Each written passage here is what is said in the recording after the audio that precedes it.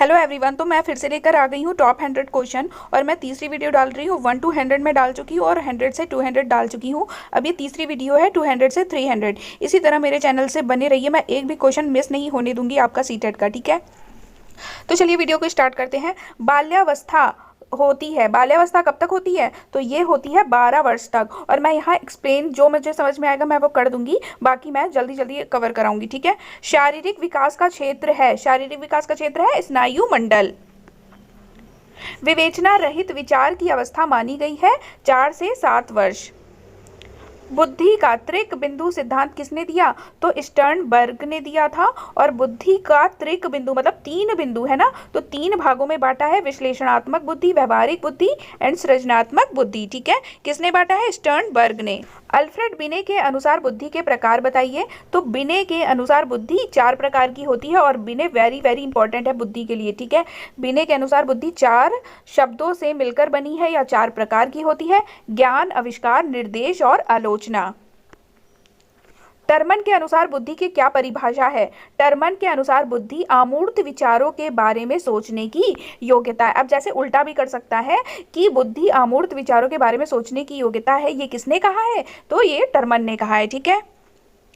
Stern के अनुसार बुद्धि की क्या परिभाषा है? स्टर्न के अनुसार बुद्धि एक सामान्य योग्यता है जिसके द्वारा व्यक्ति नई परिस्थितियों के साथ समायोजन करता है।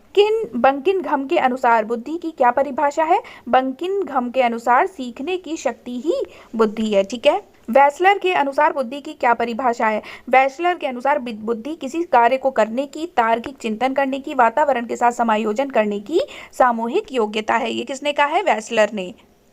समानता बुद्धि कितने प्रकार की होती है? तो समानता बुद्धि 3 प्रकार की होती है: अमूर्त बुद्धि, मूर्त बुद्धि और सामाजिक बुद्धि, ठीक है। यांत्रिक बुद्धि या स्थूल बुद्धि किसे कहा जाता है? तो यांत्रिक बुद्धि कहा जाता है मूर्त बुद्धि को। स्पीयरमैन के अनुसार बुद्धि की क्या परिभाषा है? तो स्पीयरमैन के अनुसार बुद्धि तार्किक चिंतन करने की योग्यता है, ठीक है। बाल अपराध बनने के कारण क्या क्या है? तो बाल अपराध जो बालक बचपन से ही अपराध करने लगते हैं उसमें क्या कारण होते हैं? तो वो है आनुवांशिकता, व्यक्तिगत आवश्यकताओं की पूर्ति ना होना, शारीरिक दोष। ऐसे बालक हीन भावना से ग्रसित होने के कारण अपराधी बन जाते हैं।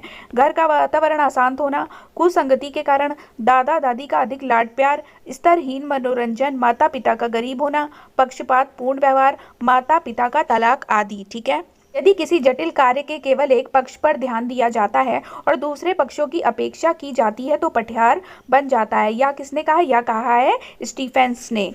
शिक्षा के उद्देश्यों का वर्गीकरण किया है किसने? बीएस ब्लूम ने। सीखने को प्रभावित करने वाला तत्व नहीं है सौंदर्यानुभूति। अनुकूलित अनुक्रिया सिद्धांत किस मनोवैज्ञानिक ने दिया? ये पावलोव ने दिया है। और आज मैंने ये पूरा सिद्धांत डिस्कस किया अपने चैनल पे, जिसने भी वो वीडियो नहीं देखी है देख सकते हो। 5 मिनट में मैंने ये पूरा सिद्धांत डिस्कस करा है, ठीक है। बहुत्व मानसिक योग्यता सिद्धांत के प्रतिपादक है कैली एवं थर्स्टन। ज्ञानात्मक उद्देश्यों में किसकी विधि का उपयोग किया जाता है? तो रॉबर्ट मैगर की। सीखना या अधिगम आदतों, ज्ञान और अभिवृत्तियों का अर्जन है। यह कथन किसका है? यह कथन है क्रो एवं क्रो का, ठीक है। यहाँ पर क्रो एवं क्रो होगा। शिक्षा के उद्देश्यों को मुख्य रूप से विकसित किया किसने? बीएस ब्लूम ने। सीखना प्रक्रिया का आधारभूत पक्ष हो सकता है क्या? निरंतरता। समूह गत्यात्मकता सिद्धांत के प्रणेता थे कर्ट लेविन। वह कौन सा चक्र है जिसमें सीखने के आरंभ में सीखने की गति तीव्र होती है तथा क्रमशः मंद हो जाती है? तो ये होता है उनतोदर वक्र। और ये जो वक्र है ये बहुत ज्यादा इंपॉर्टेंट है, पूछे जाते हैं एग्जाम में। शिक्षण अधिगम प्रबंधन प्रत्यय के प्रवर्तक है आई के डेविस। अनुभव और प्रशिक्षण द्वारा व्यवहार में परिवर्तन लाना ही अधिगम है। यह कथन किसका है? गेट्स का। वेरी वेरी इंपॉर्टेंट है, व्यवहार में परिवर्तन लाना ही अधिगम है। या किसने कहा है? यह गेट्स ने कहा है। पूर्णकारवाद के जन्मदाता कौन है? वर्दीमीर। 25 से कम बुद्धि वाला बालक क्या कहलाता है? जड़ बुद्धि वाला बालक कहलाता है, ठीक है। यौन यदि समस्त जीवन का नहीं तो किशोरावस्था का अवश्य ही मूल तत्व है। या किसने कहा है? या कहा है रॉस ने। कुशाग्र बुद्धि अथवा प्रतिभावान बालक वह है जो निरंतर किसी भी उचित कार्य क्षेत्र में अपनी अद्भुत कार्यकुशलता अथवा प्रवीणता का परिचय देता है। यह कथन किसका है? हैविंगहर्स्ट का। पिछड़ा बालक वह है जो अपने अध्ययन के मध्यकाल में अपनी कक्षा का कार्य जो उसकी आयु के अनुसार एक कक्षा नीचे का है करने में असमर्थ है। यह किसने कहा है? सिरिल बर्ट ने। समस्यात्मक बालक उन बालकों के लिए प्रयोग किया जाता है जिनका व्यवहार अथवा व्यक्तित्व किसी बात में गंभीर रूप से असामान्य होता है। यह कथन किस मनोवैज्ञानिक का है? तो यह है वैलेंटाइन का। बुद्धि के किस सिद्धांत को बालू का ढेर कहा जाता है? तो बहुत्व बुद्धि सिद्धांत को बालू का ढेर कहा जाता है। और ये जो बालू का ढेर है ये किसने कहा है? ये कहा है थॉर्नडाइक ने। ठीक है। व्यक्ति के चेहरे को देखकर उसकी बुद्धि का पता लगाया जा सकता है। यह कथन किसका है? लेवेटर का।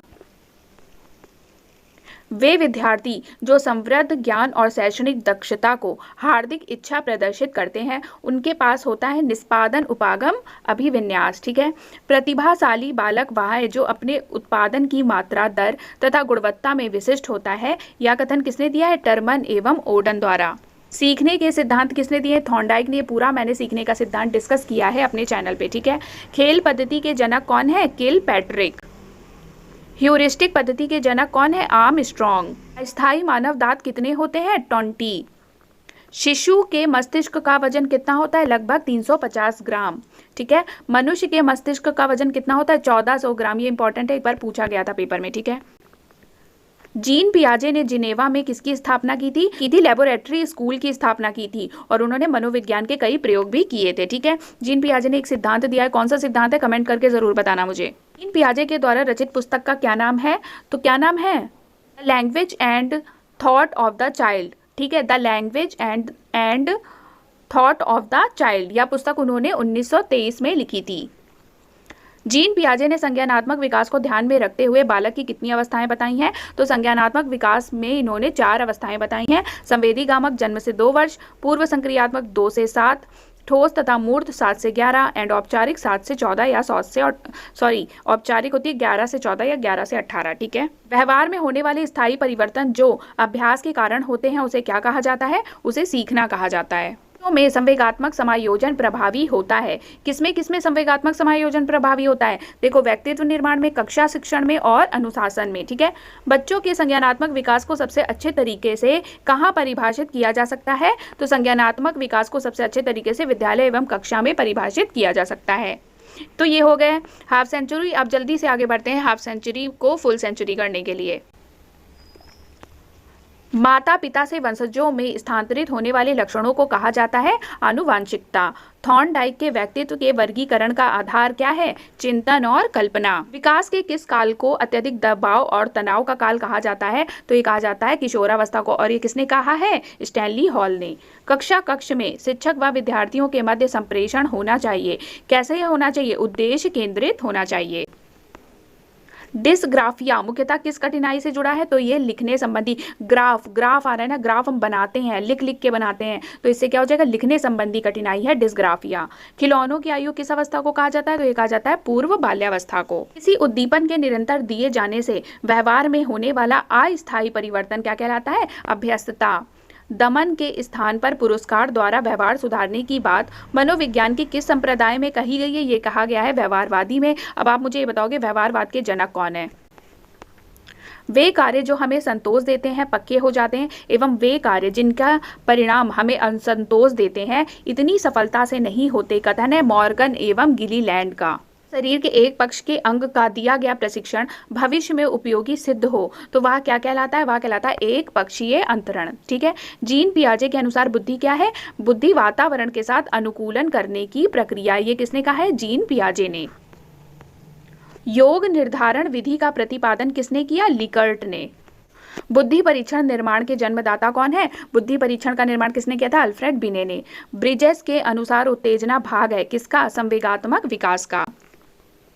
तर्क, जिज्ञासा तथा निरीक्षण शक्ति का विकास होता है 11 वर्ष की आयु पर। ठीक है। निम्न में से कौन सा वंशानुक्रम का नियम नहीं है? तो ये अभिप्रेरणा जो है वो वंशानुक्रम का नियम नहीं है। एक कारक सिद्धांत को और किस नाम से जाना जाता है? तो एक कारक सिद्धांत को राजकीय सिद्धांत के नाम से भी जाना जाता है। ठीक है। बुद्धि का द्विकारक सिद्धांत किसने दिया है? स्पीयरमैन ने। इंपॉर्टेंट है ये। ठीक है। स्पीयरमैन कहाँ के निवासी थे? तो स्पीयरमैन फ्रांस के निवासी थे। स्पीयरमैन पहले किस विषय के प्रोफेसर थे? स्पीयरमैन पहले सांख्यिकी विषय के प्रोफेसर थे, बाद में मनोविज्ञान के प्रोफेसर बने। स्पीयरमैन ने बुद्धि का संबंध किससे बताया है? तो स्पीयरमैन ने बुद्धि का संबंध चिंतन से बताया है। बालकों के भाषाई विकास का क्रम क्या है? बालकों के भाषाई विकास का क्रम है रोना, रुदन या क्रदन, बबलाना एंड हाव भाव। छात्र केंद्रित शिक्षण का आशय किससे है? छात्र केंद्रित शिक्षण का आशय प्रत्येक छात्र की आवश्यकता को ध्यान में रखना है। ठीक है। शिक्षा की खेल विधि का अर्थ क्या है? खेल क्रियाओं द्वारा प्रयोजनवाद ने किसे जन्म दिया? प्रयोजनवाद ने जन्म दिया था प्रोजेक्ट विधि को। शिक्षा में प्रयोजनवाद की विचारधारा का प्रवर्तक कौन था? तो ये थे विलियम जेम्स। बच्चों के लिए सबसे उत्तम शिक्षक वह है जो स्वयं बालक जैसा हो। यह कथन किसका है? मैनकेन ने कहा है ये। ठीक है।